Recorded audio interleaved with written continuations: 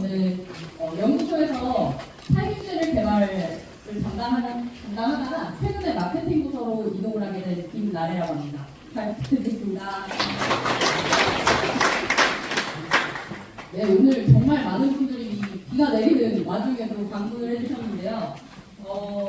지금 제가 이 자리를 준비를 하면서 이야기를 들었던 게 월드면에 특히나 탄소병이 올해 심하게 문제가 되었다고 하시면서 좀 관련된 자료를 공유를 해주셨으면 좋겠다고 해서 제가 조금 준비하던 거에서 탄소병 관련된 내용을 조금 더 알려드릴 수 있을 것 같습니다. 이제 오늘 한번 제가 말씀드리는 것을 좀 들어주시고요.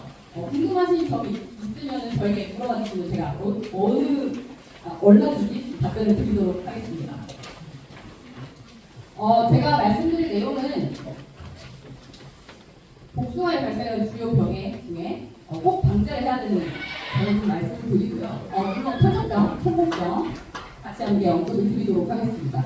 그리고 이제 약제 방제를 하실 때 아까 이사님께서 말씀하셨다시피 약을 그냥 이렇게 막연하게 사용하시면 안 되고 꼭 필요한 곳에 그리고 꼭 필요한 약제를 사용해야 되기 때문에 그런 부분에 대해서 언급을 하고자 작용기장에 대해서 좀 알려드리도록 하고요. 그리고 제가 여기 왔는데 저희 제품도 좀 소개를 드려야 하기 때문에 청복병에 저희 신규 제품을 출시를 합니다. 그래서 루틴 액상수화제를 좀 설명을 드리고 이 자리를 제가 준비한 자료를 마치도록 하겠습니다. 복숭아 주요 병에 말씀드리겠습니다. 일단 복숭아에는 국내에서 80여 종의 병원균이 밝혀져 있고요. 그 중에서 병 방제를 꼭 하셔야 되는 병은 8가지 정도 되어 있습니다. 다만 이제 최근에 소공병, 피부병 항상 많이 발생을 하고 있는 이게 항상 많이 발생을 하고 있고요. 특히나 올해 같은 경우에는 유독 비가 많이 내리는 환경이었기 때문에 피부병이 극심하게 발생을 했습니다. 이 문제는 복숭아뿐만 아니고요. 전국의 사과, 고추, 심지어는 다른 열매 작물들은 물론 탄저병이 다 발생을 했습니다. 모든 분들이 탄저병 너무 방지하기 힘들다. 탄저병 어떻게 하면 잡을 수 있냐라는 말씀을 많이 하십니다. 여기 지금 신문 기사들 혹시 관심 있으신 분들은 보셨을 수도 있을 것 같아요. 지금 복숭아도 마찬가지로 사과, 고추, 탄저병이 예년보다 1일 빨리 발생을 한다라고 이미 신문에서 많이 이야기를 하고 있고, 심지어 농지청에서도 매년 이제 예전보다는 탄저병 방제를 조금 더 빨리 들어가야 된다. 청복병 방제도 꽃피기 전부터 들어가야 된다라고 이야기를 하고 있습니다. 그러면 이 탄저병이 올해 왜 유독 심했는지 한번 좀 말씀을 드릴게요. 혹시 작년이랑 올해 날씨가 어땠는지 좀 말씀을 해주실 분이 있을까요? 이사님, 아까 탄저병 열심히 말씀해 주시던데 올해 날씨가 작년 대비 어떠셨나요? 올해 비가 네.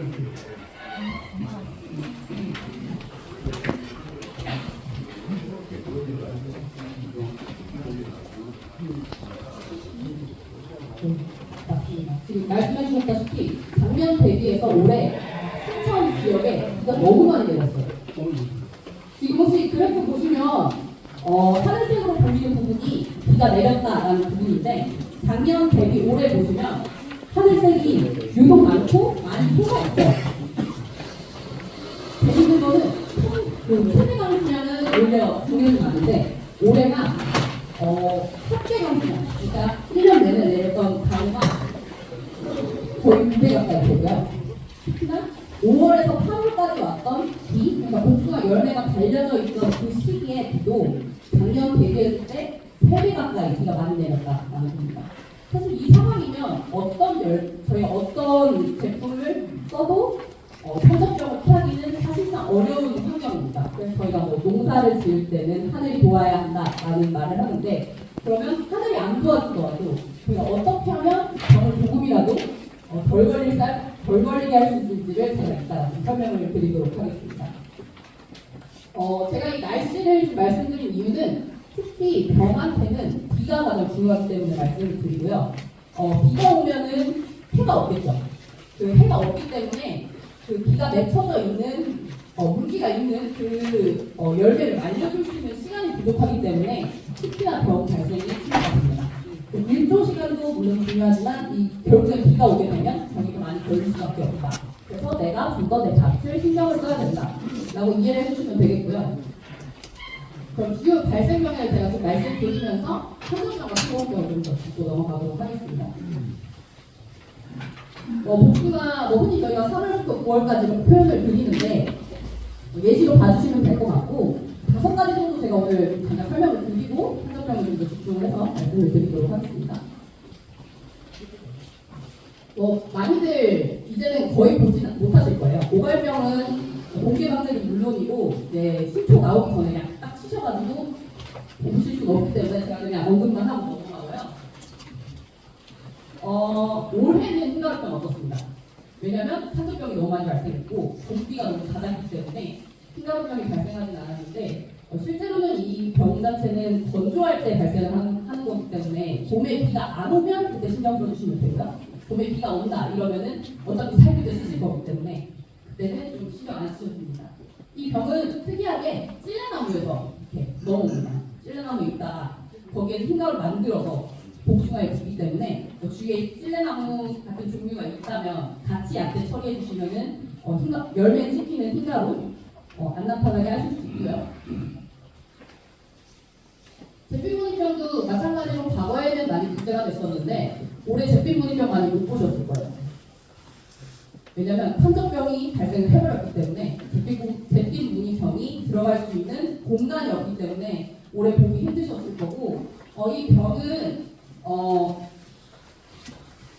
지금 열매가 이렇게 섞게 되거나 아니면 유가가 그 나무에 맺힌 이대로 섞게 되면 그 열매가 땅에 떨어지고 저희 눈에 이제 돌아다니시다가 보실 수는 있겠지만 흙에 묻어버리면 사실 모릅니다.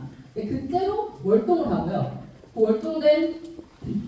월동 후 그 병원균이 다시 포자를 만들어내서 꽃에 감염을 하고 가지에 감염하고 열매에 감염하고 이런 악순환이 반복되기 때문에 잿빛무늬병은 올해는 많이 못 보셨을지라도 나중에 혹시 추가로 보시게 되면 꼭 이 부분 방제를 해주시는 것을 말씀드리고 국내에서는 지금 탄저병이 있는 문제지만 해외에 복숭아를 많이 재배하는 스페인이나 이탈리아, 유럽에서는 이 병이 엄청 문제가 되고 있기 때문에 항상 이 병에 대해서 꼼꼼히 방제를 하는 편입니다. 저희 솔루션은 대부분 아시는 제품들이겠지만 프린트 나티고 실바코 이 제품들은 다른 병에도 적용이 가능하기 때문에 뒤에 말씀드린 탄저병도 함께 방제할 때 활용해 주시면 좋겠습니다. 성공병은 제가 저희 신제품이 루틴을 설명할 때 같이 설명하기 위해서 좀 뒤로 말씀드리고요. 복숭아 탄저병 좀 집중적으로 말씀을 드려야 될 것 같습니다. 복숭아 탄저병에 오는 탄저병 사과에도 오고 고추에도 오고 포도나무에도 오고 재밌게도 아카시아에도 옵니다. 좀 이제 교육을 받으셨거나 하시는 분들은 들으셨겠지만 산에 있는 아카시아에도 탄저병이 갑니다. 그래서 아카시아에서 먼저 탄저병이 발화를 해서 포자를 만들고요. 그 포자들이 사과나 사과, 복숭아, 고추 이런 거 열매가 맺기 시작하면 아카시아에 있던 애들이 맛있는 게 생겼으니까 넘어옵니다. 그래서 이제 아카시아 꽃피면 아카시아 꽃피면 탄저병 방제가 들어가야 되는 고추 농가들은 그렇게 하세요. 실제로 그게 있고요. 이 병원균 자체는 복숭아용 복숭아 탄저병이라고 말만 되어 있지 500여 종의 기준을 가해하기 때문에 어디에나 있다고 생각을 해주시면 되겠고 제가 아까 강수를 한번 보여드렸어요. 가물량이 얼마나 됐었는지. 복숭아의 탄저병은 딱 여기 보시면 아시겠지만 강수량이 4월에서 6월의 강수량, 누적 강수량이 300ml가 이상 되면 많이 발생합니다. 제가 여기 옆에 기상청 자료를 가지고 왔는데요. 금년 2023년에 여기 순천 지역에 4월에서 6월 누적 강수량이 300ml가 넘었습니다. 그렇기 때문에 올해 유독 탄저병이 많이 발생했던 거고요. 작년 같은 경우에는 누적이 132ml였습니다. 그러니까 탄저병이 다발생을 하는 그런 환경은 아니었기 때문에 올해가 유독 심했던 거고요. 이런 것 같은 경우에는 지금 4월에 누적 강수량이 어느 정도 쌓이기 시작하시면은 그때부터 이제 탄저병 방제를 좀 신경 써주셔야 된다라는 자료를 보시면 되겠습니다. 아까도 말씀드렸다시피 그 탄저병 포자가 아카시아로부터 비상이 되기 때문에 주위에 이제 아카시아 나무가 있으신 밭을 가지고 계신 분들은 특히나 좀 신경 써서 방제를 해주셔야 되고요. 내 주위에 밭 주위에 아카시아 나무가 없거나 이러면은 이제 다른 분들보다 조금 늦게 시작하셔도 되겠지만 그래도 기상청 자료, 비가 어떻게 오는지 좀 확인하시고 약재 방제를 시작하는 것을 추천을 드립니다. 네, 마찬가지로 6월, 7월, 6월이나 7월에 소금 감염이 되고요. 이 시기는 아무래도 복숭아가 좀 달아지는 강도가 올라가고 이제 좀 팽창하는 시기이기 때문에 병원균 침입하기 너무 좋습니다. 그래서 이 시기에는 그에 맞게 약재를 사용해 주셔야 되는데 그것은 제가 뒷장에서 설명을 드리도록 하겠습니다. 그리고 이제 복숭아 저희 이제 다 봉지를 씌우고 재배를 하시잖아요. 이제 예전에는 봉지를 씌우면 탄저병이 방제가 잘 된다라고 해서 복숭아에서는 실제 탄저병이 문제되는 병은 아니었습니다. 잿빛이나 청봉이 좀 더 문제였지. 예전에는 복숭아에 탄저병이 생겨 이랬었거든요. 최근에 이제 날씨도 비도 많아지고 온도도 무지도 뜨거워지고 이러다 보니까 병원이 침입을 할 수 있는 환경이 되었고요. 이 봉지를 씌우기 전에는 꼭 약재 분해를 해주셔야 됩니다. 예를 들어서 우리가 봉지를 씌우기 내일 모레 씌울 거다 하면은 그 내일 모레 씌우기 전에 약재를 한번 꼭 살포를 해주셔야지 봉지를 씌울 때 나는 상처 그걸 통해서 병원균이 들어가는 걸 방지를 할 수 있고요. 그리고 가장 중요한 게 통풍 관리입니다. 모든 병원균은 물을 너무 좋아합니다. 수분이 있으면 걔들이 싹을 틔우듯이 이제 포자가 발화를 할 수 있기 때문에 우리 복숭아 같은 경우에는 이파리가 정말 많이 나오는 작물이잖아요. 그리고 이제 가지랑 맞닿는 열매들도 많고 그런 것들을 좀 관리를 해주셔야지 탄저병이 오는데 좀 방어를 하실 수 있습니다. 저희 제품으로는 다들 아시다시피 안프라콜, 머큐리슈터 클린트, 실바코 등이 있고요. 이거 관련해서는 제가 좀 뒤에서 조금 더 설명드릴게요. 그러면 시중에 많은 제품들이 있는데 어떻게 사용을 해야 되느냐? 아까 이사님께서도 그냥 치료약만 이렇게 비싼 치료약만 계속 써서 이제 농가에서 사용하는 농약비만 너무 늘어난다라고 하셨거든요. 어떤 제품을 언제 사용해야 되느냐? 이게 가장 중요할 것 같습니다. 마찬가지입니다. 처음에는 모든 살균제들이 그렇다시피 병이 없을 때는 치료약제, 고가약제 추천드리지 않습니다.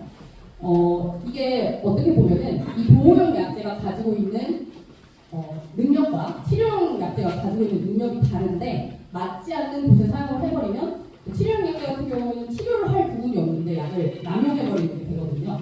그렇기 때문에 초반에는 보호용 약제를 추천드리고 장마가 시작됐다. 6월 갑자기 장마가 시작됐다.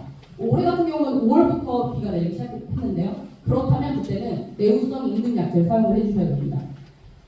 지금 제품 중에 보시면 내우성이 강한, 내우성이 있는 이런 제품을 사용을 해주셔야지 비가 오기 전에 사용을 하시거나 아니면 비가 내리다가 잠깐 그쳤을 때 사용해 주셔도 약효가 유지가 됩니다. 마지막으로는 이제 치료용 약제를 제가 작성을 했는데 병이 안 왔으면 치료용 약제 사용 안 하셔도 됩니다. 만약에 내 밭에 열매에 병관이 좀 씹혔다 이러면 무조건 치료 약제를 써주셔야 되고요. 그 약제를 사용하실 때 그 병이 있는 가드를 최대한 제거를 해주시는 게 가장 중요합니다. 저희로 치면은 이제 보호용 약제는 안트라콜이 있겠고요. 내용성이 강한 약제는 저희 프리트 그리고 나티보 이렇게 있고 치료용 약제로는 실바코를 사용을 해주시면 됩니다. 다른 회사의 제품들도 그에 맞춰서 사용을 해주시면 되고요. 우선적으로 제가 항상 이렇게 언급을 드리고 작용기작으로 넘어가서 좀 더 세세하게 좀 말씀을 드리도록 하겠습니다. 제가 오늘 자료를 요청받았던 게 복숭아 탄저병에 대해 좀 힘들게 이야기를 해달라고 하셨고 작용기작에 대해 좀 말씀을 해달라고 하셔가지고 작용기작을 정말 방대한 자료를 몇 페이지로 좀 줄이느라 조금 힘들었는데 한번 들어보시고 조금 궁금한 점이 있으시면은 말씀해 주시면 제가 답변 드리도록 하겠습니다. 작용기작 하는데 왜 알아야 되며 이게 뭔데? 라고 하시는 분들이 많으세요. 복숭아가 되게 잘하고 있는데 내가 5월에는 뭘 쳤고 6월에는 이제 뭘 쳐야 되지? 이렇게 고민을 많이 하십니다. 그리고 약을 썼는데 특히 올해 같은 경우에는 복숭아에 내가 약을 썼는데 탄저성 약효가 떨어진다. 왜 떨어지느냐? 이런 거 많이 물어보세요. 물론 이제 날씨 문제도 있긴 하지만 기본적으로는 저항성 문제 계속 말씀드립니다. 이게 저항성이라는 게 특정 농약, 그러니까 예를 들어서 저희로 치면은 실버코만 계속 하시죠. 근데 실버코가 안 들어 이러면 실버코에 대한 저항성의 위험이 생긴 겁니다. 그래서 어떤 특정한 농약, 특정한 성분, 특정한 작용기장 계속 사용을 하시면 그 농약의 작용기장을 꼭 따져서 약제를 사용해 주시는 게 가장 중요합니다. 이거는 살충제 예시인데요. 세계에는 그 저항성을 연구를 하는 그런 기구들이 있습니다. 그래서 이 살충제 저항성 연구 기반에서 전 세계에 발생하는 살충제 저항성 발생 빈도를 확인하니까 농업용에서 가장 많이 발생을 한다. 그만큼 농업용으로 사용되는 살충제가 너무나 남용되고 오용되고 있다라는 증빙이고요. 실제로 지금 작용기장에 맞춰서 사용하기 시작한 것도 얼마 되지 않았습니다. 그럼 이 약제 저항성 어떻게 발현되느냐? 제가 아까 말씀드렸다시피 가라는 농약을 계속 칩니다. 가라는 농약을 계속 쳤을 때 여기에서 단 한 마리라도 가라는 농약에 생존할 수 있는 벌레가, 곤충이, 호충이 살아남는다면 걔는 이렇게 생존해 있다가 걔가 이제 번식을 하겠죠. 뭐 알을 까서 거기 알에서 또 이렇게 벌레들이 나옵니다. 그럼 그 중에 그 원래 저항성을 가진 개체가 가지고 있는 유전자를 똑같이 가지고 있겠죠. 자식이니까. 그럼 그 자식이 또 번식을 하겠죠.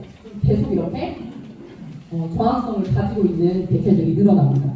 그렇게 되면 결국 내 자체는 이 살충제를 치거나 이 살균제를 쳤을 때 결국에는 죽지 않게 되는 그런 악순환이 일어나게 됩니다. 그래서 작용기장을 꼭 강조를 드리고요.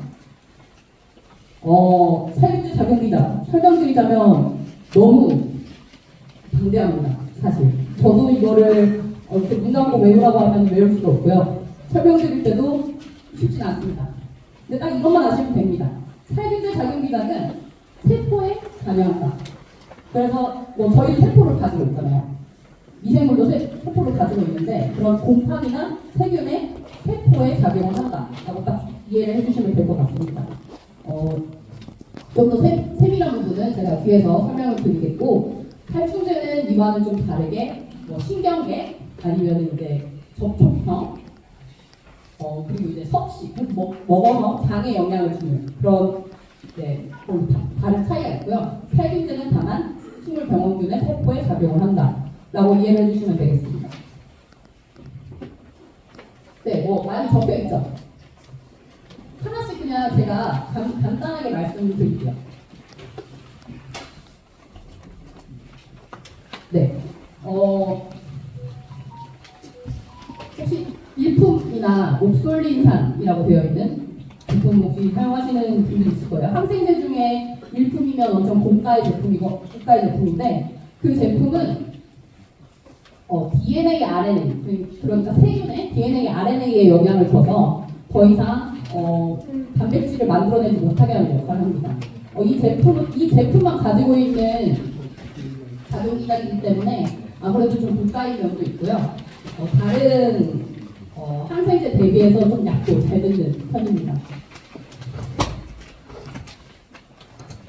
네, 그리고 톡신이나 톡신 페스트 아마 사용하실 거예요.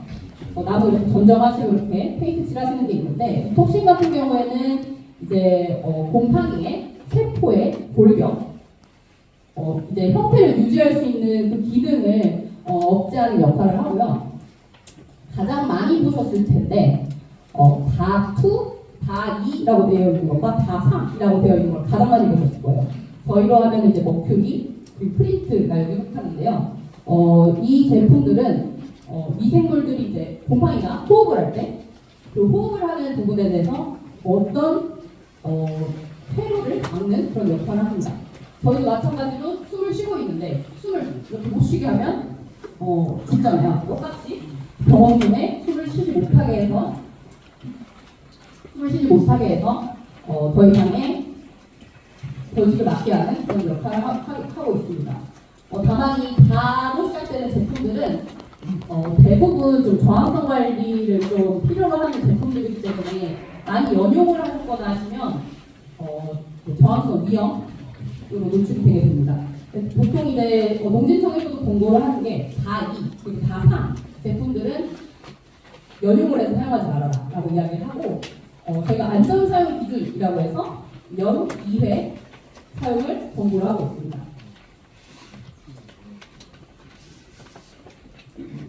네, 그리고 라라고 적혀 있는 제품들인데요.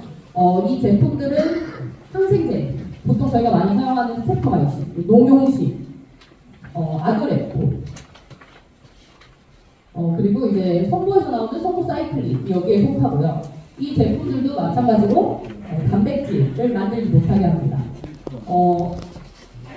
다만 이 항생제 제품들 자체들도 단백질 합성을 저해하는 역할을 하는 게 단일 작용 기제이기 때문에 저항성을 유도할 수 있는 역할이 크고요. 최근에는 이제 워낙 많이 사용하시는 농가분들은 이 소모병 약재로는 항생제를 사용하기가 좀 어렵다라는 언급을 하실 정도로 이미 만연한 그런 저항성이 만연한 그런 제품들입니다.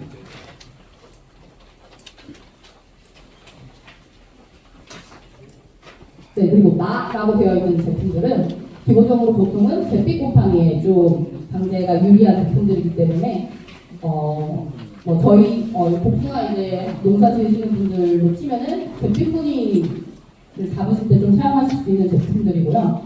최근에는 많이 사용하지 않고 최근에는 많이 사용하지 않는 제품인데 로브랄이나 아니면은 저희 사파이어라고 해가지고 잿빛 곰팡이 보통 전문적으로 사용하는 제품들입니다. 그리고 가장 치료약으로 많이 쓰는 제품 말씀드릴 수 있을 것 같은데요. 사라고 되어 있는 제품입니다. 저희는 치면 실바코가 있고요. 프로니, 프루겐, 이런 디페노코나졸 보통 약재들이 여기 속합니다. 이 제품들은 곰팡이의 세포막을 만들어지는 그 과정을 억제하기 때문에 곰팡이가 제대로 형성이 되지 못하게 하는 역할을 하고요. 특히나 포자가 이미 발생한 그런 환경에서도 약재를 처리하였을 때 억제를 해줄 수 있는 그런 역할을 하게 됩니다. 약재 특성상으로 넓은 스펙트럼을 가지고 있기 때문에 흰가루병, 잿빛곰팡이병, 대흑성병, 적성병, 복숭아에 마찬가지로 탄저병, 잿빛무늬병 다양한 병에 적용을 하기 때문에 많은 분들이 좀 자주 사용하는 제품들이기도 합니다. 네, 안은 제가 넘어가도록 하고요. 그리고 차라고 해가지고 작물이 가지고 있는 그런 방어 체계를 유도하는 제품이 있습니다. 복숭아에 현재 등록되어 있는 제품은 이제 저희 루틴이라는 제품이 있고요. 이 제품은 보통 세균을 방어하는데 특별한 기제를 가지고 있는데 추가적으로는 이제 보열병이라든지 일부 곰팡이에 방어를 하는 그런 역할을 하기도 합니다. 그리고 타라고 해서 많이 들어보셨을 텐데 저희 안트라콜, 벨란, 다이세넨 이런 것들이 여기 속합니다. 이 타라는 작용기작을 가진 제품들은 보통 보호용으로 많이 사용이 되고요. 유기유황계이 많이 되어 있기 때문에 금속으로 구성되어 있다고 생각을 해주시면 됩니다. 여기서 제가 다작용점이라고 설명드리는 이유는 이 제품 자체가 잘만 사용을 하면 여러 환경에서도 좀 적용할 수 있는 그런 제품이기 때문에 좀 더 설명을 드리고 싶은데요. 곰팡이가 부착을 할 때, 침입을 할 때, 그리고 거기서 이제 내는 발화관을 넣을 때, 그리고 포자를 만들 때도 다 영향을 주기 때문에 다양한 환경에서 좀 사용을 하시면 좋고요. 다만 일반적으로는 이 제품들 자체는 함량이 좀 높기 때문에 수화제로 만드는 경우가 많고 또 이제 과나 이파리에 약품이 나올 가능성이 많습니다. 금속이라고 생각을 해주시면 됩니다. 네, 그리고 생투라고 해서 생물농약을 최근에는 따로 분류하기 시작을 했고요. 그래서 이제 마크에 생이라고 써져 있는 걸 보시면은 생물 농약이다라고 아시면 되겠습니다.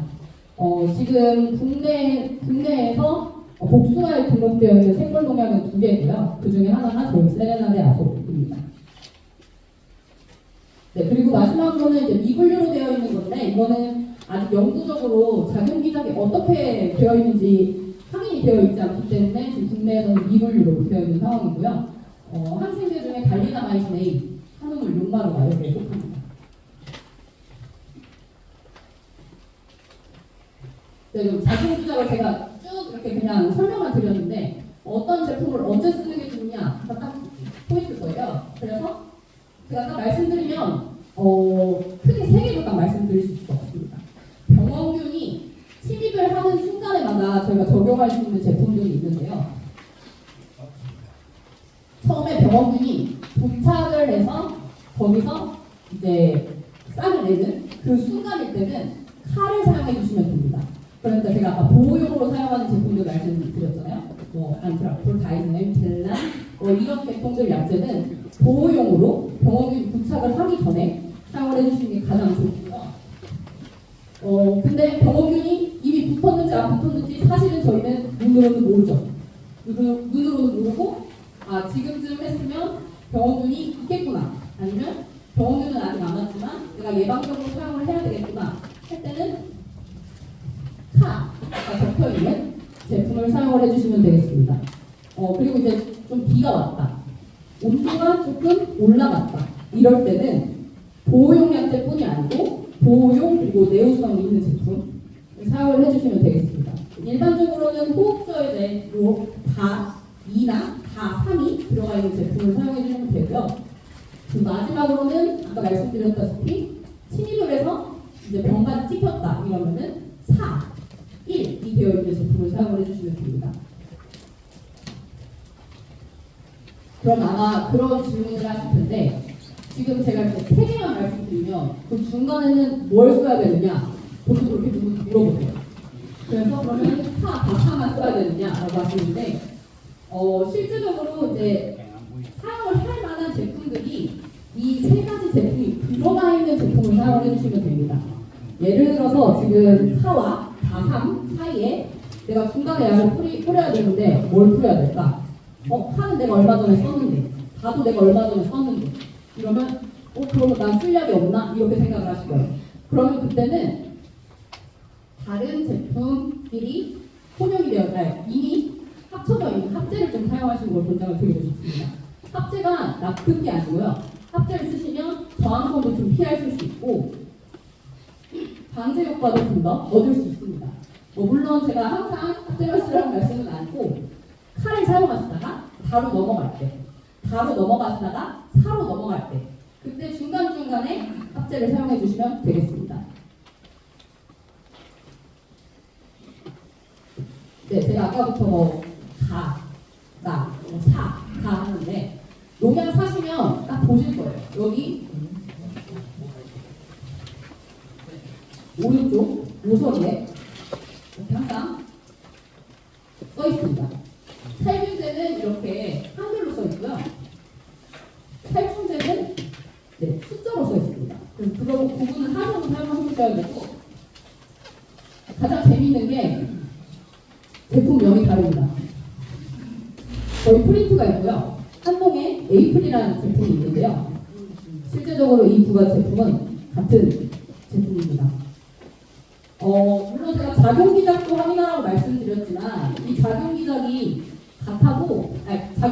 같으면 이렇게 이름도 같은 제품이 있을 수 있기 때문에 항상 제품명만 보지 않고 성분명이 있거든요. 성분명을 확인하시고 제품을 사용해 주시는 걸 추천을 드립니다.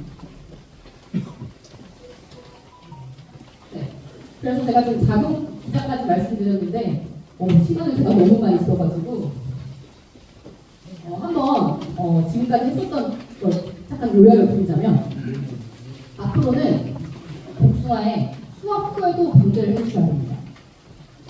지금 기후변화로 인해서 과거 20년보다 온도가 너무 많이 올라갔어요. 그래서 지금 오늘도 사실 12월인데 비가 내리고 지금 12도, 13도가 찍혀 있는 상황이거든요. 이런 상황이면 병원균들이 월동도 안 하고 그냥 생존해 있을 수 있는 상황입니다. 그래서 혹시 여유가 되신다면 아니고 무조건 동계방제, 수학 후에 문제 꼭 해주시고요. 뽑히기 전에 동계방제 물론 하실 거예요. 그때 마찬가지로 병에 대해서도 좀 더 신경을 써주셔야 됩니다. 무조건입니다. 수학 후에 문제 꼭 해주셔야 됩니다. 그리고 복숭아 같은 경우에는 수세가 잘 빠지는 작물이죠. 조금만 한눈 팔면은 주파리 떨어지고 아니면 너무 많이 가범무에 넘기는 상황이기 때문에 그런 수세 관리가 항상 중요합니다. 병원균은 무조건적으로 건전하지 못한 나무에 접근을 할 수밖에 없습니다. 그렇기 때문에 항상 수세 관리 필수로 해주셔야 되고요. 아까 말씀드렸다시피 탄저병 비 너무 좋아합니다. 비가 4월에서 6월 사이에 400mm 이상 온다면, 300mm 이상 온다면 그때는 꼭 탄저병이 많이 발생을 하기 때문에 미리미리 방제를 해주셔야 된다는 거 기상청 항상 확인해 주시고요. 마찬가지로 통풍이 잘 돼야 됩니다. 열매 주위에 이파리가 많다든지 아니면 가지와 이렇게 맞닿는 그런 열매들은 항상 좀 체크를 해주시고 제가 탄저병이 걸렸다 하면 제거해 주시는 게 가장 좋고요.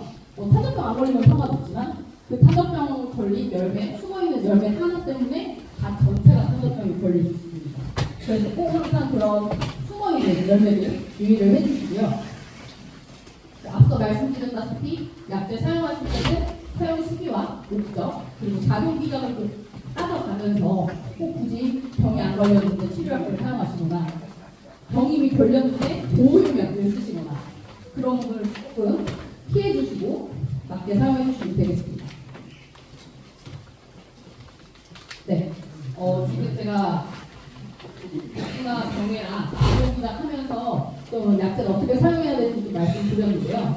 혹시 여기까지 하고 좀 궁금하신 점 있으실까요?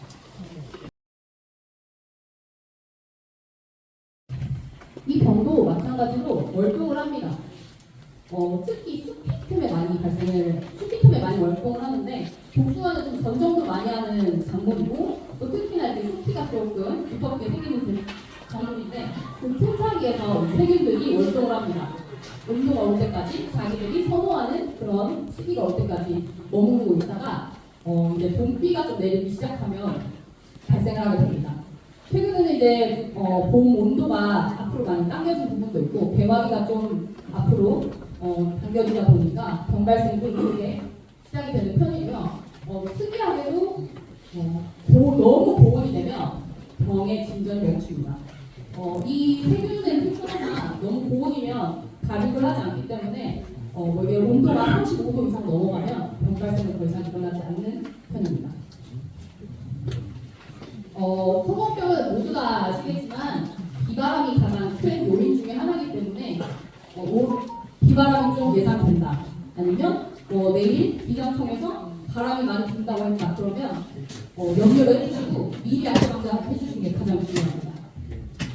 우리가 추가로 말씀드리면 자두를 심으시는 분이 있을지 모르겠는데 자두에 발생하는 그런 이급병이라고 하는 것도 소금병이랑 똑같은 병원에 의해서 발생하는 것이기 때문에 좀 알아두시면 될 것 같고요. 제가 아까 유럽에는 이제 항생제를 못 썼다고 했죠. 이미 유럽에서는 항생제를 거의 안 쓰고 있습니다. 다른 약제로 다 전환을 하는 추세이기 때문에 더 이상 항생제를 좀 쓰지 않는 편이지만 아직 국내에서는 항생제 많이 쓰시고 계시죠. 치료약을 찾다 보니까 어쩔 수 없이 항생제를 많이 쓰는 그런 과정이 있고요.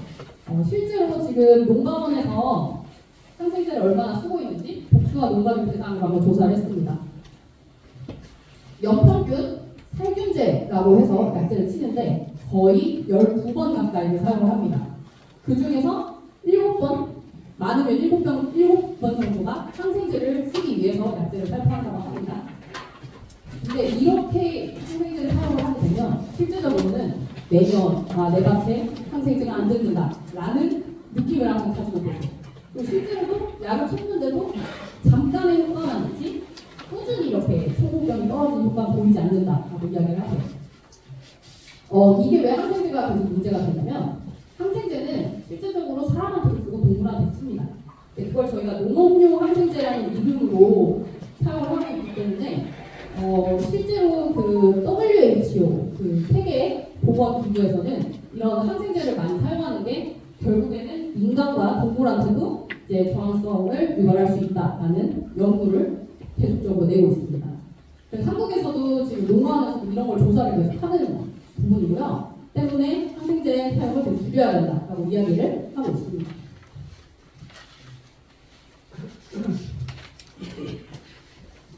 잠시만요.